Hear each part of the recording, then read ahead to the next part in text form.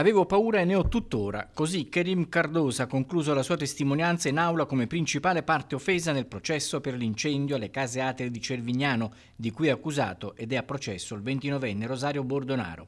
L'udienza davanti al giudice Roberto Pecili ha visto testimoniare non solo Cardoso, ma anche altre persone che hanno subito direttamente o indirettamente i danni dell'incendio appiccato alla moto Suzuki di Cardoso nella notte tra il 14 e il 15 dicembre, propagadosi a 12 vetture e al soffitto in cartongesso del complesso di case popolari, causando danni stimati in oltre 2 milioni di euro e disagi per 62 persone sfollate costrette a lasciare le case.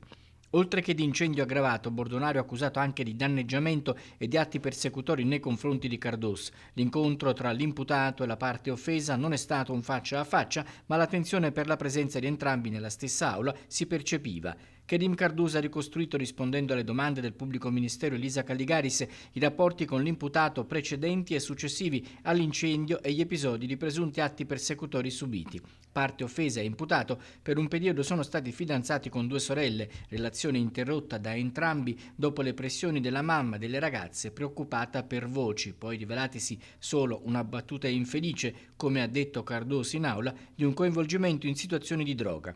Successivamente alla rottura dei reciproci rapporti sentimentali, nel 2020 c'è stata l'aggressione fisica con calci e pugni alla vittima da parte di Bordonaro, poi la minaccia di morte. Piuttosto che farmi la galera ti ammazzo. Fino al 2025 Cardoso denunciava diversi casi di atti persecutori subiti nel bar di Grado dove lavorava. Finito ai domiciliari, in uno scambio di messaggi con un'altra persona, Bordonaro chiede a questa di procurargli una 9 mm, confidandogli di essere stato ingiustamente accusato di aver incendiato le case Ater. Per queste violazioni finisce in carcere. Gli investigatori, nelle loro deposizioni, hanno spiegato le modalità di indagine e come hanno attribuito a Bordonaro la presunta responsabilità dell'incendio, riconoscendolo da particolari dell'abbigliamento e caratteristiche fisiche riscontrate in registrazioni video catturate durante l'azione incendiaria, comparate con altre registrazioni di videosorveglianza cittadina. Prossima udienza il 6 luglio per concludere la fase istruttoria. La sentenza è attesa per l'estate.